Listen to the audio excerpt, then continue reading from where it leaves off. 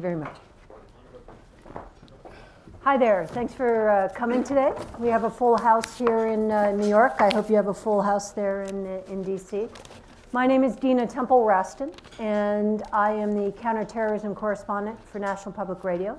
So I've been busy, and as have today's panelists watching what's been going on in Paris and Brussels and San Bernardino. So what I'd like to do is briefly introduce the panel, and we'll talk for a little while, and then at 1 o'clock we will, at 1:30 we'll go for questions from the audience, so you can get that ready. So here sitting with me in New York is Robert Bonner. He's a senior principal at Sentinel Strategy and Policy Consulting. He's a former commissioner of the U.S. Customs and Border Protection. So we'll have lots of questions for him about visas and waivers and things like that.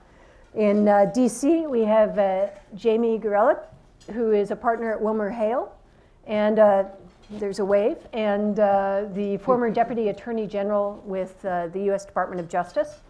And finally, almost a fixture here at the Council on Foreign Relations, we have General Michael Hayden, who's a principal at the Chertoff Group and the former director of the CIA and the National Security Agency. And we'll have some questions about encryption and other things like that for him. Okay, so let's start, and we'll start here in New York because we're live here. Mr. Bonner, let's talk about the difference between large-scale attacks and the more recent attacks we've seen in Paris and in particular San Bernardino. What kind of countermeasures can ameliorate something like San Bernardino? Well, let me start off by just saying that we've had two different kinds of attacks that have taken place in the recent past. I mean, the one that actually spurred this program was the large-scale terrorist attack in Paris, and so I think one of the assessments that I think that we probably had already made, but certainly should make, is that ISIS is engaging in asymmetrical warfare against the countries that it views as its enemies. So it's not content just to stay within its territory in Syria and Iraq and protect and expand that territory and other territories within the Middle East. It's not content just to use the internet to help radicalize singleton lone wolf kinds of terrorists that are in place in countries like the US, but that it is carrying out large-scale terrorist attacks by individuals who have been trained, not only radicalized, but trained in warfare and terrorist tactics in Syria and in Iraq.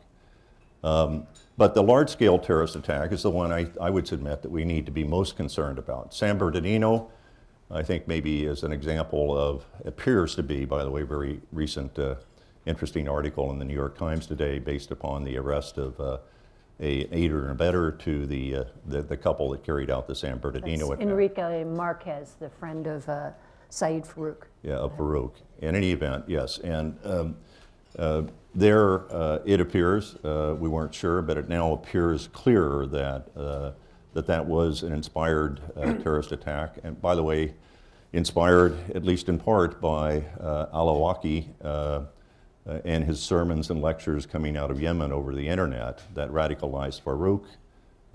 And we're still not quite clear how Ms. Malik, exactly her journey to become a jihadist terrorist.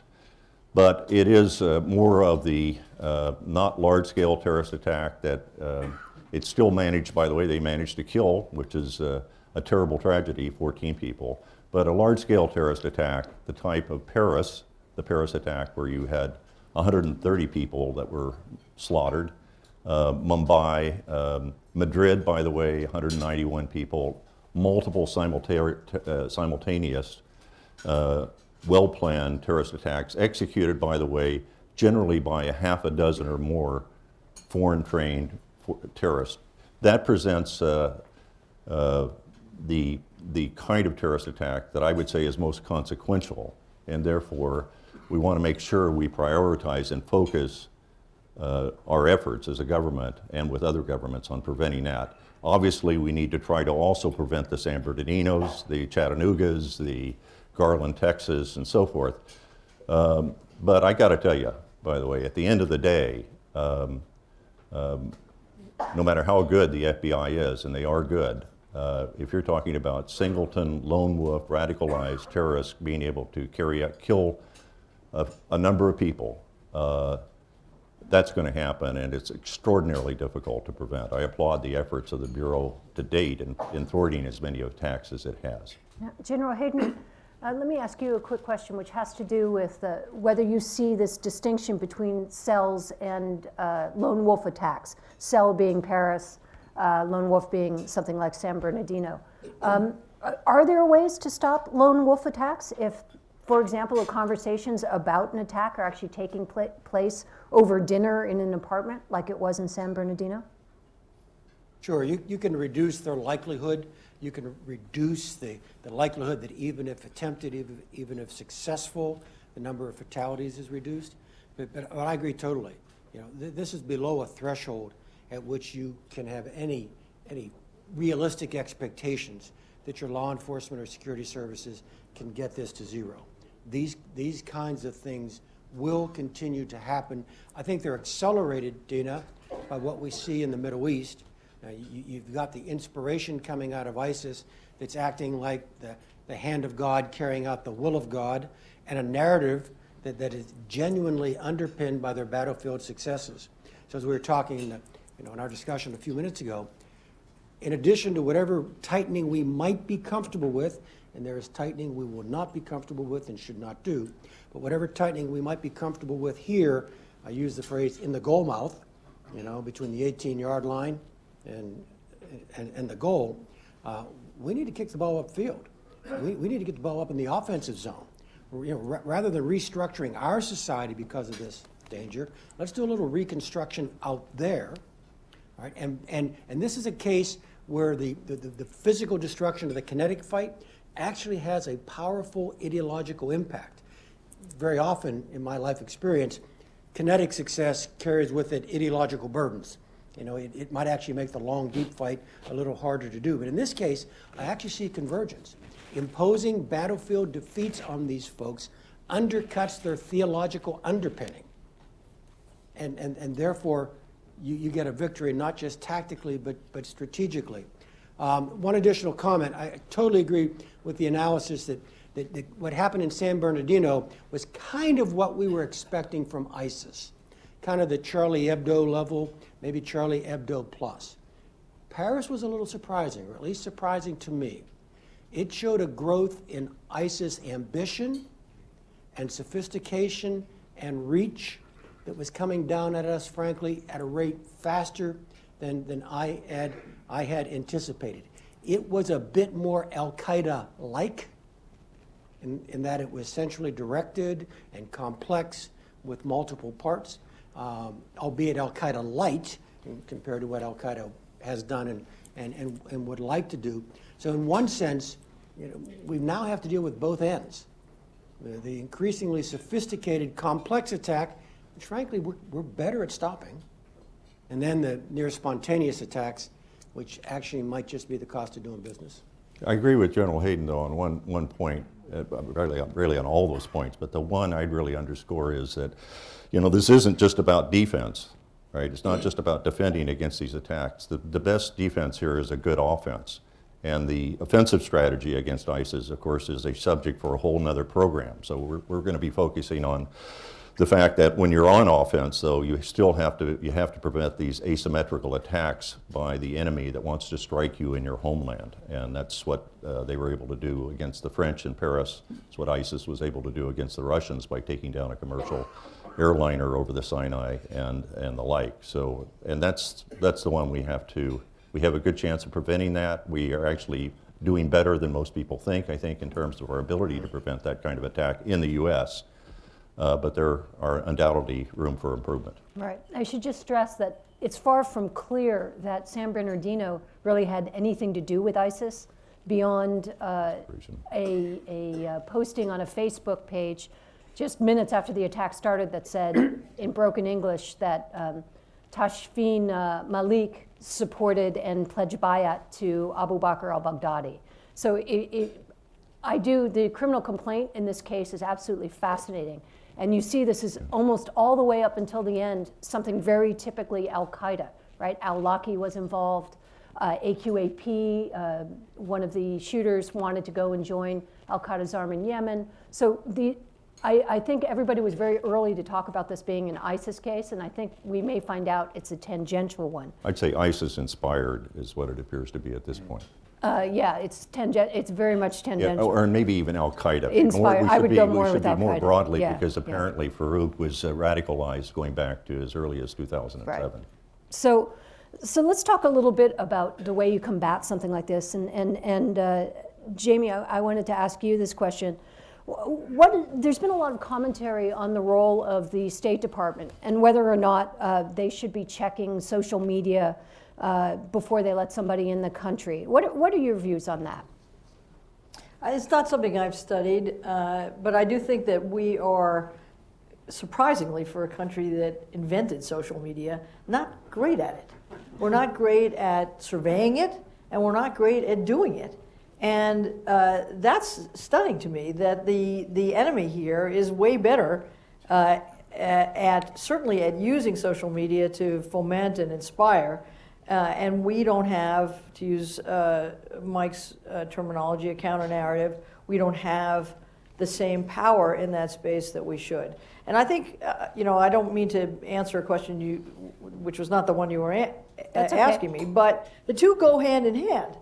I think you have to have a greater sophistication in government, helped by our pretty sophisticated private sector, to figure out what is happening out there and utilizing that. I mean, as Robert said, when you have an asymmetric war, which is what we're in, and we said this in the 9/11 Commission report, your best tool, your very best tool is intelligence. And so you've got to use it where you can. You have to put proper boundaries on it and the like, but you have to use it. So a couple of years ago, I was on a fellowship that I was looking at the idea of big data and intelligence. This was a little before the Snowden revelations. So this next question is both for Jamie and for General Hayden. How do you see big data analytics being used in this space? If you have all these people on social media, if you have to troll such a large amount of information, how can that be used in this space to try to prevent these kinds of attacks? Sure. Look, in this context, Dina, the concept of big data and how you want to use it, I think just follows the path of what we would call disambiguation. All right, you've got masses of data, and you want to go from the universe of data points into very specific, actionable things, and we've actually gotten fairly good at that in terms of disambiguating identities, so that we can target someone either for action or for collection, or so he or she doesn't get on an airplane. Right? And so we do that. And we need to perfect that and use it better and expand it as part of the big data C would be social media information. And they just offered, it's not a contrarian view, but a complementary one. And an awful lot of what passes now for analysis in the American intelligence community is targeting. It is disambiguation. It's going from the mass to the specific. It's him. All right? That might be at the cost of broader strategic appreciation for what's going on. I said at Aspen last summer, and I'll paraphrase it, hey, did you guys miss ISIS or what? Was that a policy problem or an intel problem? It was probably a mix.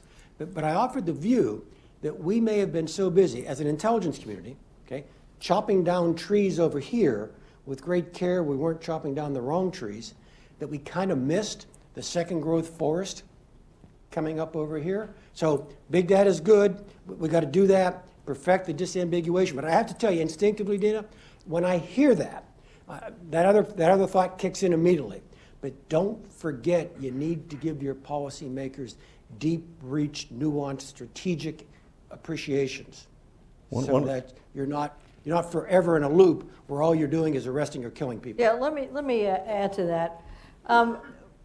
Big data is being used by every American company to really great ends. We are capable of analyzing huge amounts of data, and citizens today generate huge amounts of data in a way that we didn't even 5 years ago, and certainly not 10 years ago.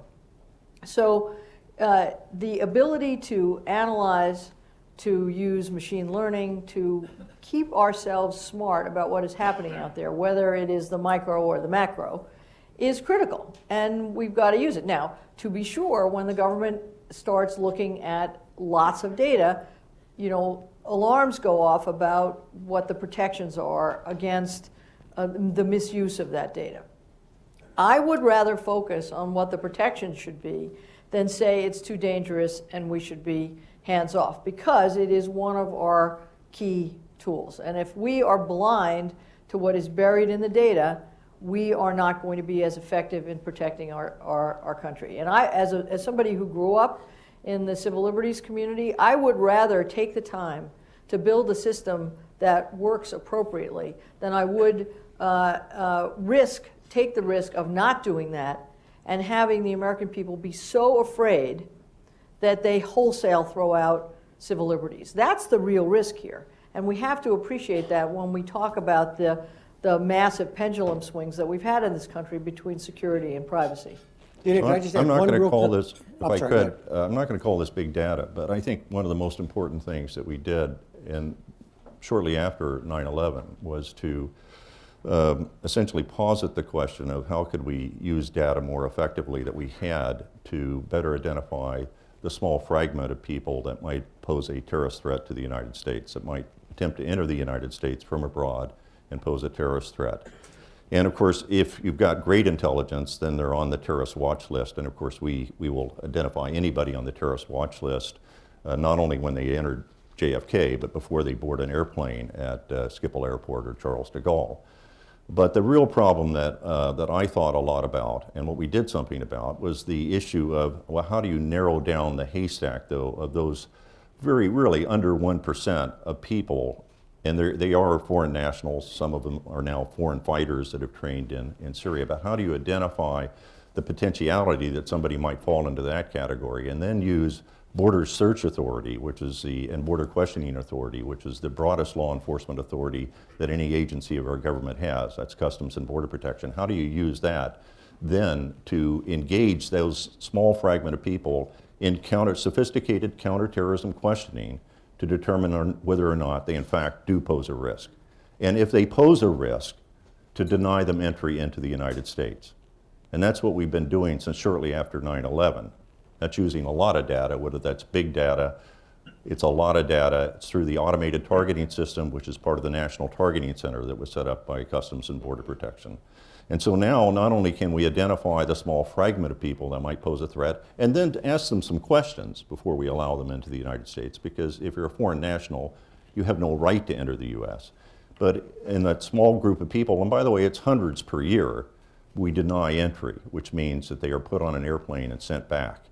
Now, the other thing we're able to do now, and this has been since the underpants bomber, as they call them in Australia, Abdul Muttallah, since that time, we're actually able to do this intervention before they get on an aircraft at a foreign airport, like Heathrow and so forth. And CBP actually has teams of officers there to do the counterterrorism questioning of the people that we determine are potential terrorists. So they don't even get on board the aircraft if we assess them to be a security risk. We simply tell the airlines, don't board that person. And that if they're a visa waiver person, then they have to go to the U.S. consulate to get a visa and be subjected to an actual interview, counterterrorism interview by State Department consular officials.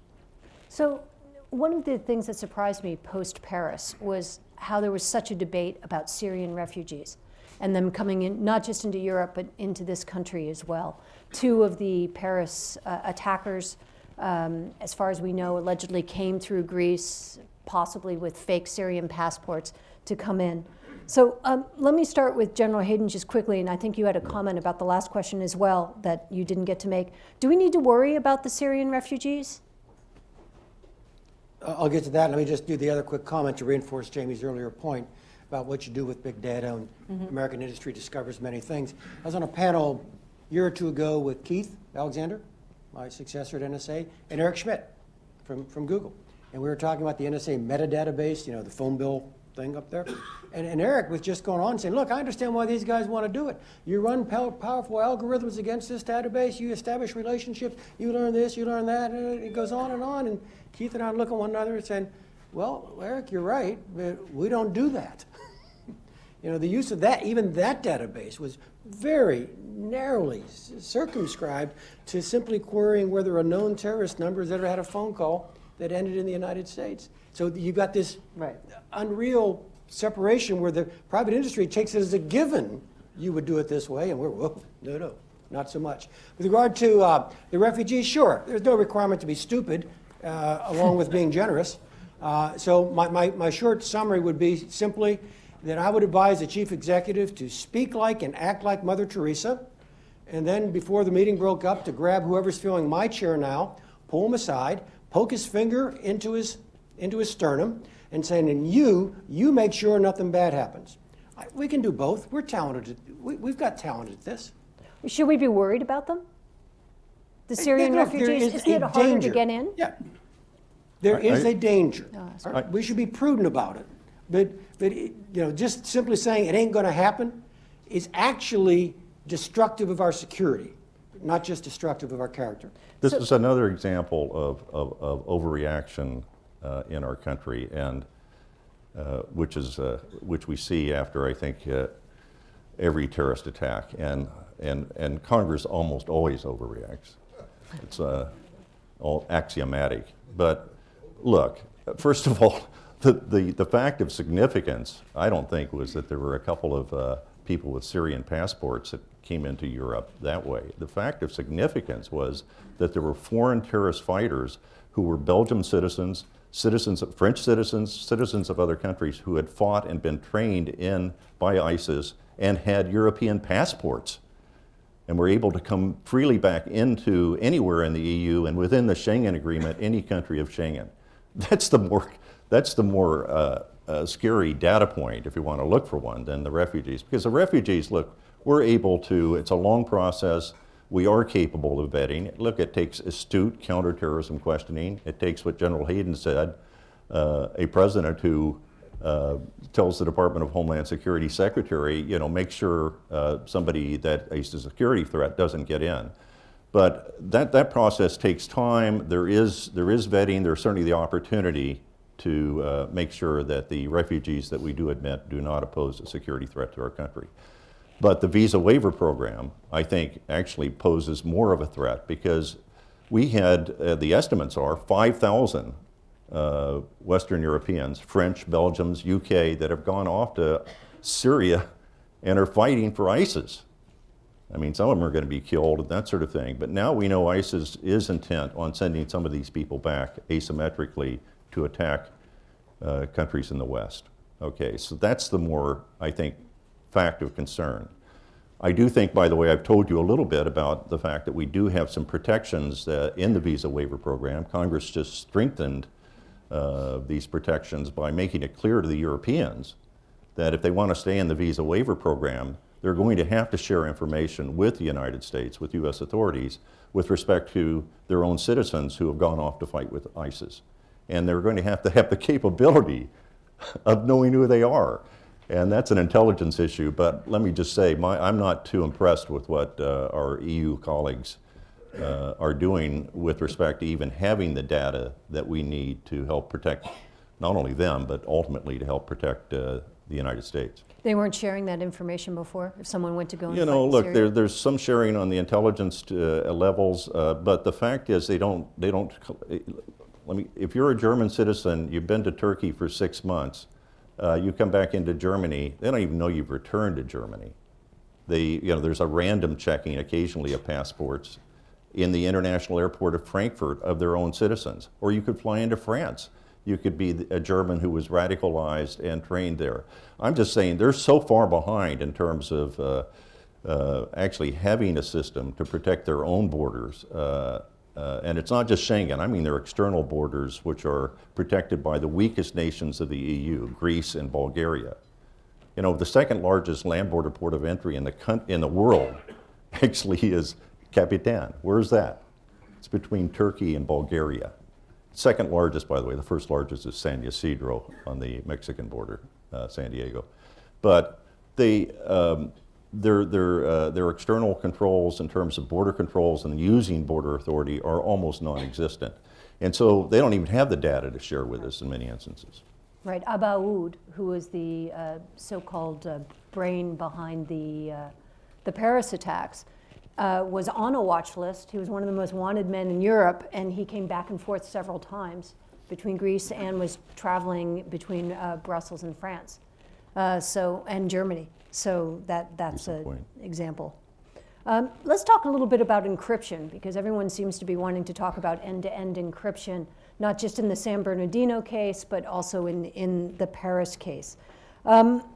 Jamie, should phone companies be required to respond to process? I think every citizen, and that includes corporations, should be required to respond to process. I mean, I'm speaking personally. My law firm represents many technology companies, and I understand there's another point of view.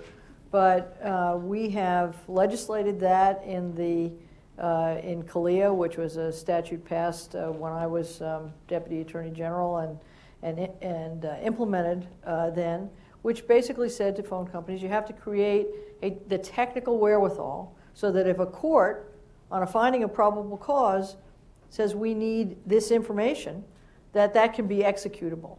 And right now, what our technology companies are saying is that is commercially very problematic for us, and therefore we are going to offer encryption across the board. And it's true that for, as you put it, telephone companies, that is anybody in telecommunications. There are also any number of apps.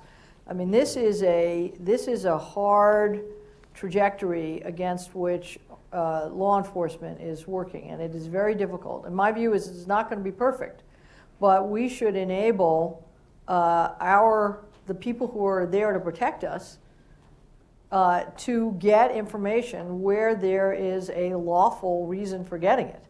And everyone else should be free to keep their secrets. But bad guys, whether it is a child molester or a terrorist, should be able to have their communications discovered in a lawful process. Right, and someone with a slightly different view may be sitting next to you, but let me have a slightly more pinpointed You're being question. ironic here, right? I am, yes. You can hear it, you can feel it, and you can't see him. I can't see him squirming, but I can feel it from here. General Hayden, let me just sharpen that question a little bit and ask you, so the FBI Director James Comey said that he thought that this wasn't a technological problem, the end-to-end encryption. It's possible to have a way that you could search that. But in fact, it is a business decision that Silicon Valley companies, just to pick on them, are making that as a business decision. Can you talk a little bit about that? Sure. I think at the end of the discussion, it's both. It's a combination of technology and business.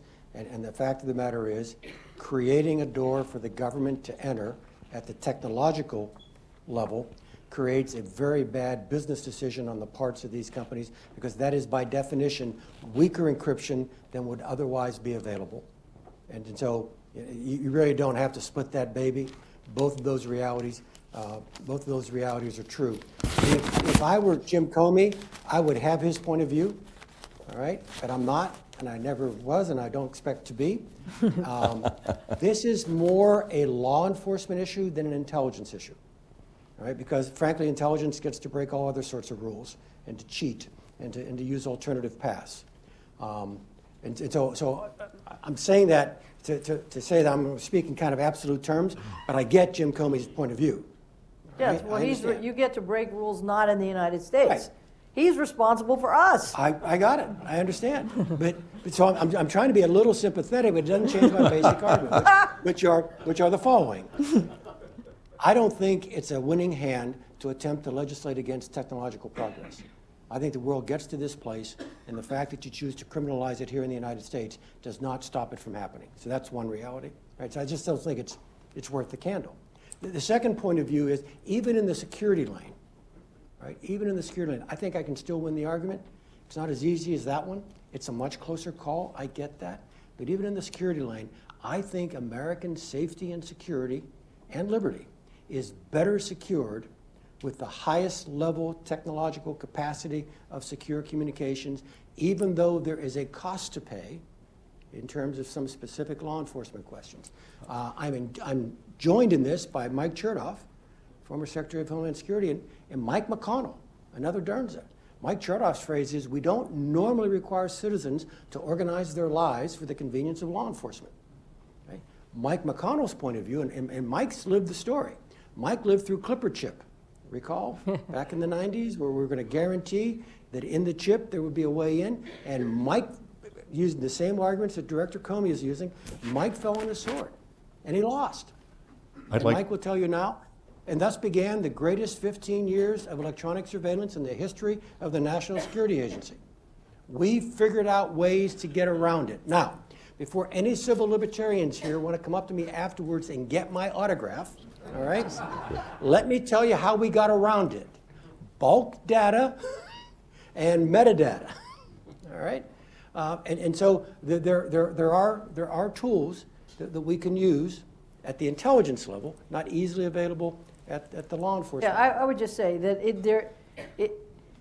if you are responsible for domestic safety, it's a really hard argument to swallow that don't worry about it because we can find out stuff outside the United States. That's number one. Number two, it is not true that we don't legislate to require people to organize themselves so that they can respond. We have all kinds of requirements on businesses that they have to be able to respond to certain inquiries that law enforcement makes. So I view it as of a piece with that. Let me just say, I want to clearly associate myself with the Jamie Gorelick, Jim Comey view of Thank this you, issue, Robert. by the way. Yeah, and perhaps that's my old Justice Department background. But, you know, we faced a very similar issue. I was talking to Jamie about it earlier. When, you know, technology does change, but the cell phone companies back, this is like only 15, maybe 20 years ago max. 20 years. We're building out their switches, right?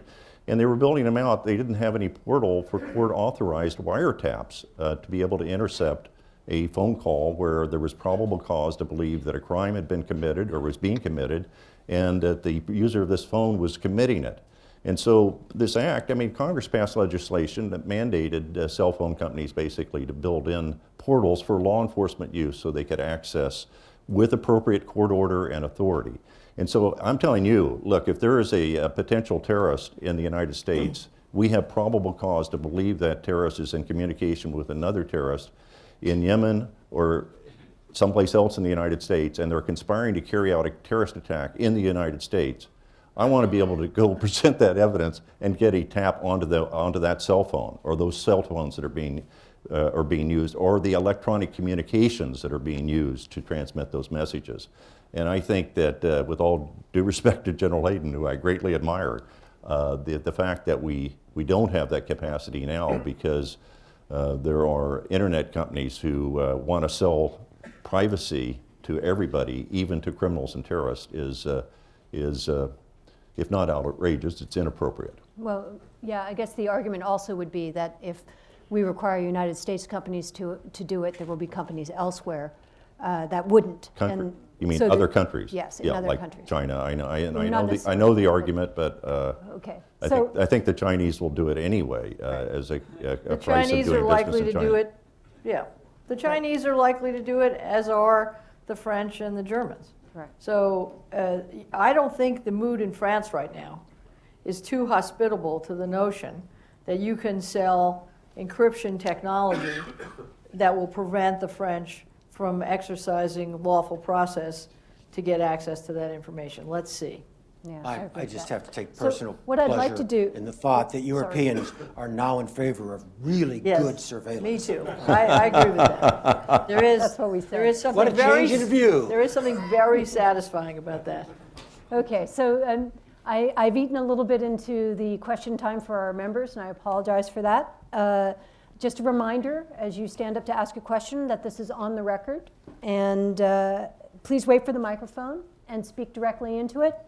And then state your name and your affiliation, and limit yourself to one question that is actually a question. And then Jamie, You are in my role there in DC, so give me a high sign if you'd like to. We'll alternate between questioners. Okay. Let me start with this gentleman here in the front.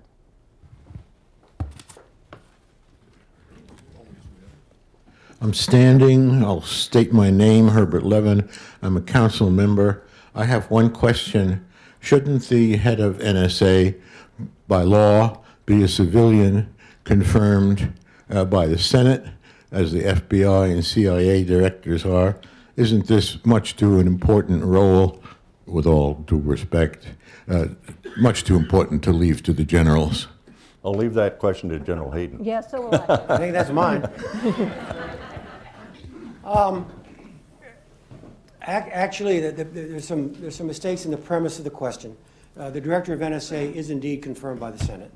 The process is through the Armed Services Committees as opposed to the Intelligence Committee, but it is a Senate confirmation, as are all 3 stars. There is no requirement for the director of CIA to be a civilian. And in fact, I was director in uniform for, I think, 32 of the 36 months that I was director. The issue, and finally, NSA, beyond its first initial being N, and I get that, all right, is also a combat support agency of the Department of Defense. And that does drive it in the direction of a uniformed officer. You're right, there may be changes. Right now, most importantly, the director of NSA is also the commander of U.S. Cyber Command. I don't think that can continue forever. All right, it's not too much power, it's too much work. All right, and so as Cyber Command matures, then you'll separate the 2 jobs, at which point you might want to give some thought. Since you now have a Cyber Command out there with a uniform 4-star, you might want to give some thought with breaking with tradition and using a career NSA civilian as director of NSA. So I think there's room to maneuver here. So Nina, we can take a question here in DC? Yes, please. Yep. Yes, please, microphone over there. Audrey Kurth Cronin, George Mason University. The panel began by arguing that we need to get off the defense and go on to the offense. But this is not just a U.S. ISIS or even a European ISIS problem. It's a very complicated regional problem. In some respects, what's happening in the U.S. and Europe is the smallest element of it. So what does going on the offense mean? Mike, you want to Sure, start off since with I that? put Yeah. that out, but Yeah. I know you've got thoughts. There is a powerful kinetic element to this, and this is just not me with 39 years of military experience. I firmly believe that in this war, the kinetic and the ideological element are really conjoined in ways that I have not commonly experienced in terms of breaking the narrative, hand of God, will of God, join the cause, and so on. So I think that's very important. Beyond that, though, let me go further down my politically incorrect routine here today. I do think this is about Islam, all right? It's not about all of Islam, and it's certainly not about all of Muslims. But there is a serious struggle within one of the world's great monotheisms. It's not a struggle you and I can determine with our Judeo-Christian, European, or African background. It has to be resolved within Islam. But I think we have to recognize that, I think Richard Haas's rough approximation that this is Islam's equivalent of the 17th century and the 30 Years' War and all that, it has a lot of elements of truth in it. I was heartened this morning to listen on Morning Joe to Yusuf al-Otaiba, the Emirati ambassador to the United States, who really talked about modern, moderate Islam, that it's just not about beating these guys down, but creating a different vision for the Islamic world. That's something, again, we can't control or determine, but to the degree we can support and influence, I think that's the winning hand. Audrey? Nina, back in to the you. back there with the blue shirt. There you go, that gentleman there. Hi, Greg Charney from Charney Research. General Hayden stated that we needed to go on the offensive. I'm wondering what that actually implies. You know, we've kept 10,000 troops in Afghanistan, and that's been too few. We had 100,000 in Iraq. That was too many. That implies some kind of military commitment in between. In addition, there's the old Powell rule, the Pottery Barn rule. If you break it, you own it. And we've discovered that there's a fairly extensive amount of reconstruction required in these societies. Obviously, we're prepared to take actions here in the homeland. Are we really prepared to make the kind of commitments that are required abroad to stem this tide? Yeah, let me give you a corollary of General Powell's rule. If it gets broken, we appear to own it. All right? Seriously. I mean, you have three models. The involvement in Iraq, where we broke it, but we were really involved, and it didn't end so happily. The involvement in Libya, where we tried to split the difference, that didn't end very happily. And the involvement in Syria, where we're barely present at all, that's not ending very happily either. And so I'm not so sure that the controlling element here, in terms of things going bad, is how much we are or not involved at any point in the process. I do think that I am convinced that the right number for the American residual force in Iraq was not a round number, all right? It was not zero. And not because those Americans would sweep across and defeat ISIS, but because the political commitment those Americans represented kept the cork in some very powerful ethno-sectarian bottles. And once we were gone, we allowed to set in motion things that were not our fault, and we did not create, but have moved us in the direction we are now in.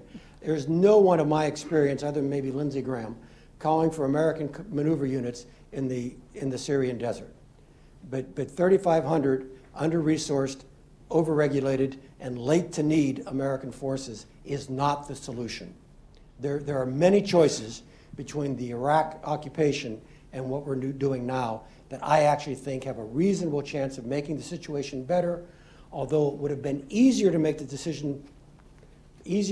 situation better 1 year ago, 2 years ago, 3 years ago, or 4 years ago. The only bright side I can give you, it's easier to do it today than it will be a year from now. I don't want to engage in the beauty. Excuse me. I don't want to engage in the beauty of hindsight here and all of that. But I do think if we're concerned about asymmetrical attacks in the United States and large-scale terrorist attacks and on our allies, and I think we should be, then it's very important that the U.S. play a role in defeating ISIS in its own territory. And I think there are a lot of like-minded countries here, including a good many Sunni Arab countries that have that share our interest, and France and UK and even Russia. So I think the real key here is, how do we, can this be done? By the way, I ask you, can it be done without U.S. leadership? I think I'll leave that as a rhetorical question. But if it can't, then, we have to be engaged, and we have to have a broad strategy in which we, with a lot of other countries, lead the effort to essentially remove ISIS. Because as General Hayden is saying, it's important to defeat them and to remove them because it also, part of their ability, quite frankly, I think, to attract and finance themselves and that sort of thing is the fact that they are holding a sizable chunk of territory in Syria and Iraq. So I think we do need to do something about it, but obviously it's a question that is being debated and worthy of debate. Right. Jamie, are there other questions there? There are, yes, there are. People are literally jumping out of their seats. Hi, my name is Christopher Graves, chairman of Ogilvy Public Relations. We bemoan the fact that there's this insidious, persuasive power of this confluence of an extremist narrative and social media. And you said earlier, Ms. Gorelick, how we're failing at that side. Here's my question to you. We know in communications it's a big myth that there's one message that persuades everybody. Otherwise, Bernie Sanders and Trump followers would all be on board for the same message. When you look inside the great spectrum that we're talking about in terms of creating a counter narrative, what have you learned so far from big data, from intelligence, and from your experience works and doesn't work as an effective counter narrative? Well, I would answer that question this way. I am not the expert on what the counter-narrative is, and I am not convinced that we in the U.S. government are taking advantage of the best minds in the United States to develop that counter-narrative or to implement it. That was my point and my worry. We are operating as if we don't have the best minds in the country, in the world, on big data and on media. So really, it was no more than that. I do think that the anti-Muslim rhetoric is a disaster for our national security, and we have to be able to figure out how to get our message conveyed in a way that underscores our values. When we wrote the 9/11 Commission report, we talked a lot about the benefits of leading with our values. And we are just not doing that with all the tools in the toolbox. So I don't have the answers, but I do know that we are not getting the input from the right places, and we are, Mike says, we shouldn't be dumb. Here, we're dumb. We are not being smart about using those tools, and that's all the only point I wanted to make. We've got a couple of other questions here. Can I go to a second one? Yeah, we have actually quite a number here, so, All right, but I'm going to be you take gracious. the ones You that are go jumping ahead. out of their seats in New York first. Go Okay. ahead. We'll come back. Go Okay. ahead. How about this gentleman here in the blue tie?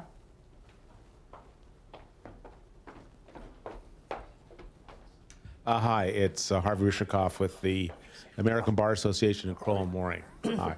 And hello, Audrey. That was a great question. My question is, given the experience on the panel, we're going to have a new administration coming in a few months.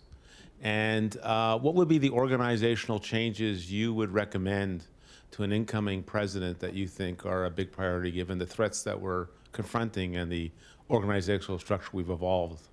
And what would be the best that you would give to them in a few minutes? I'd be curious to hear what you guys, I'm sure people would like to hear what you have to say. Rob, Well, let me try. Well, I thought I'd start, Let me Jamie, since I actually go was ahead. involved in the biggest reorganization of our government since post-World War II, which was the Homeland Security reorganization. I confess to be, as Atchison said, president at the creation, but not necessarily responsible for every decision that was made. I think there actually is a question in my mind whether or not we needed to restructure as massively as we did. But at this juncture, having done it and not wanting to go through another reorganization, I would not suggest any massive or significant reorganization of the Department of Homeland Security or its alignment with the Justice Department and other agencies. I mean, there are questions, for example, why wasn't the FBI the principal counterterrorism agency domestically? Why isn't it in the Department of Homeland Security? And there are some practical, interesting reasons for that, and I'm not going to go into them now. But I mean, the FBI should be in DHS, but it is, for a lot of reasons, that's not going to happen.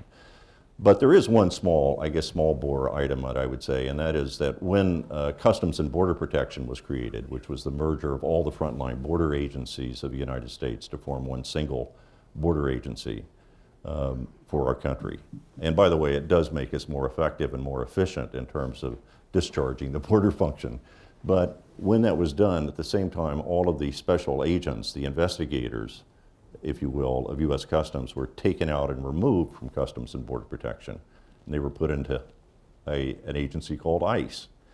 And it was a little bit, my analogy, and I see Commissioner Kelly out here in the audience, but my analogy was a little bit like taking the New York Police Department, separating off the detective units of the NYPD, and then expecting them to work well together in terms, and they do need to work well together. So that isn't working very well, and I think we ought to relook at the issue of essentially reintegrating the Office of Investigations, the detectives, back into Customs and Border Protection.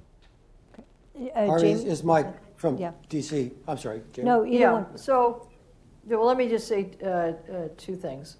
One is, I think that our instinct to reorganize the boxes every time something goes wrong is not a great one. I was there at the creation of the Energy Department. I watched the creation of Homeland Security. I understand why each of those occurred.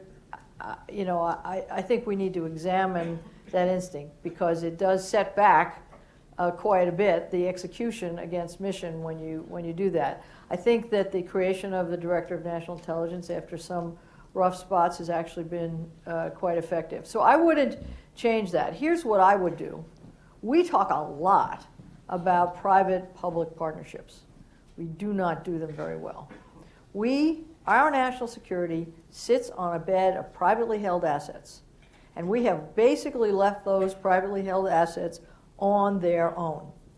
There are a couple of mandates here and there, but we don't protect them, and we don't utilize them in a real partnership.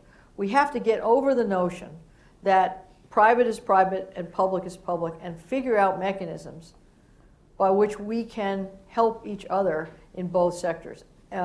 We have been miserable at it, and that has caused all manner of vulnerabilities in our society that I think could be fixed if people who are experienced and people of goodwill put their minds to it. Mike? Yeah, Harvey, I'll reinforce what Jamie just said. This is beyond, that's a dotted line, that should be a solid line, in terms of organizational charts. But I do think we have fundamental challenges dealing with a new flavor of security threats.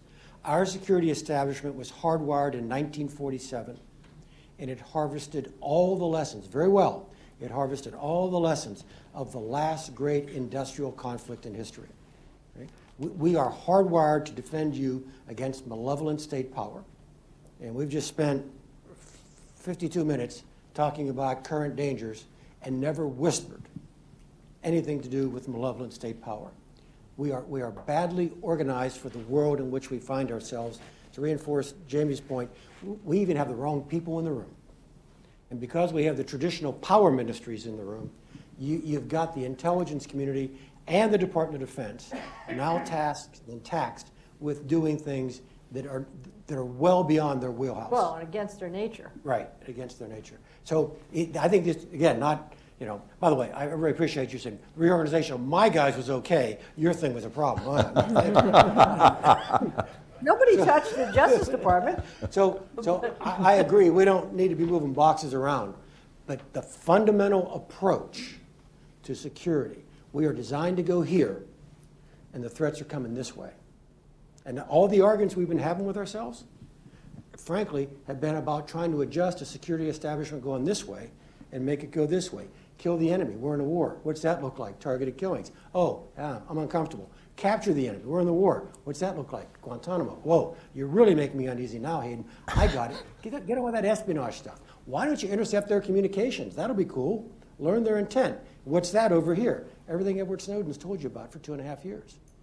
The arguments we're having with ourselves have to do with our beginning attempts to restructure a national security apparatus designed to do one thing and apply it to another.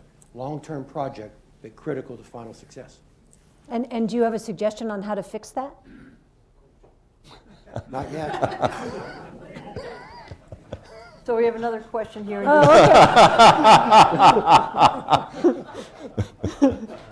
Amitai Etzioni. I want to address your question, what our counter message is. And I think there's only one. It's Sistani.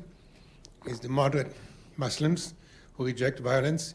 Because when we send instead people to talk to them about Kant and Locke, it's not a good conversation starter with an extremist.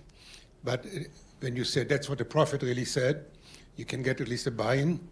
But the reason we're not doing it is because the State Department found some one court case which doesn't allow it to deal with religion, and instead it says we have to sell them Kant.